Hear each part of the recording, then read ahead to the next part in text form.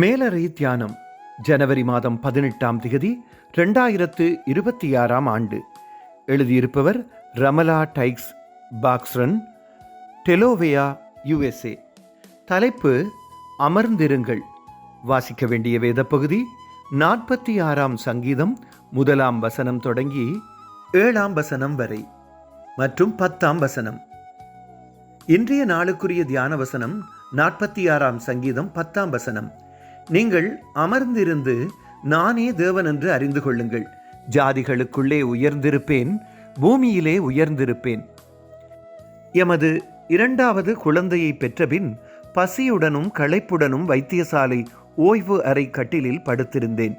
இரவு 10 மணி ஆகியும் எனது குழந்தையை இன்னும் கொண்டு வரவில்லையே. மனதில் கவலை ஏற்பட ஆரம்பித்தது. குழந்தைக்கு ஏதாவது நடைபெற்று விட்டதா? என்ன நடைபெறுகிறது? அழைப்பு மணியை தேடினேன். அது எட்டாத தூரத்தில் இருந்தது. பயம் வர ஆரம்பித்த நேரத்தில் இன்றைய மகுட வாக்கியம் நினைவுக்கு வந்தது. நான் அமர்ந்திருந்து கடவுளின் பிரசன்னத்தை தேட வேண்டும் என்பதை உணர்ந்தேன். ஆழமாக சுவாசித்து கண்களை மூடி படுத்திருந்தேன். ஆச்சரியமான சமாதானம் மனதில் ஏற்பட்டது. நான் முன்னொரு போதும் உணர்ந்திராத கடவுளின் பிரசன்னத்தை உணர்ந்தேன். கடவுள் என்னுடன் இருப்பதால் எல்லாம் சரியாக இருக்கும் என்பதை உணர்ந்தேன். எனது மகள் சுகமாக இருக்கிறாள். வருடங்கள் கடந்தாலும் எனது விசுவாசத்தில் மாற்றம் ஏற்பட்ட அந்த நாளை நான் எப்போதும் நினைவில் வைத்திருப்பேன்.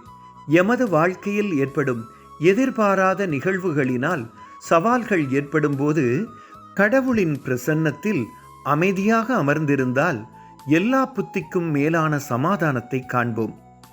ஜெபம். அன்பான கடவுளே, எமது வாழ்வில் உங்கள் பிரசன்னம் எப்போதும் எம்முடன் இருப்பதை உணர்ந்து கொள்ள உதவுங்கள். விசுவாசத்துடன் அமைதியாக காத்திருப்போம். ஆமீன். இன்றைய நாளுக்குரிய சிந்தனை. எனக்கு கவலை ஏற்படும் நேரங்களில் கடவுளின் சமாதானம் தரும் பிரசன்னம் எனக்கு உதவி செய்யும். கர்த்தருடைய அன்பும் இரக்கமும் வழிநடத்தலும் இந்த நாளில் உங்கள் அனைவரோடும் கூட இருப்பதாக.